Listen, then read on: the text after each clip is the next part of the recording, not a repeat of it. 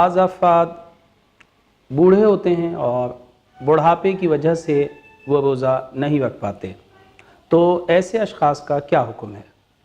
जो लोग बूढ़े हों और बुढ़ापे की वजह से रोज़ा ना रख पाते हों तो ऐसे अशख़ास पर रोज़ा वाजिब नहीं है, या ये कि मशक्क़त की वजह से रोज़ा नहीं रख पाते तो फिर ऐसे शख्स पर भी रोज़ा वाजिब नहीं है। और ये अफराद जो हैं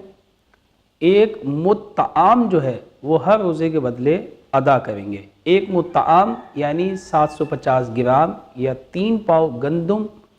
आटा और चावल वग़ैरह जो है वो फ़कीर को अदा करेंगे, और मशक्क़त उठने के बाद जो है वो रोज़े की क़ज़ा की जाएगी। बाज़ ख़वातीन हामला होती हैं, उनके यहाँ विलादत होने वाली होती है, और अगर वो रोज़ा रख लें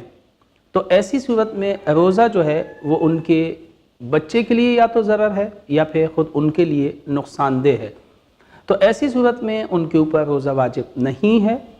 और वो ये मुश्किल बर्तफ़ होने के बाद रोज़े की क़ज़ा करेंगी, और हर रोज़े के बदले जो है वो एक मुत्तआम उनको अदा करना पड़ेगा फ़कीर को।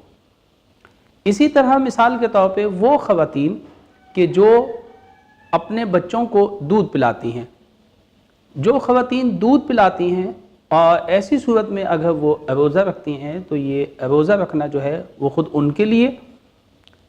या फिर ये कि उनके बच्चे के लिए जो है वो नुकसानदेह है और उनके दूध में कमी का बाइस बनता है। तो लिहाजा ऐसी सूरत में ये ख़वातीन जो हैं रोज़ा नहीं रखेंगी, इनके ऊपर रोज़ा वाजिब नहीं है,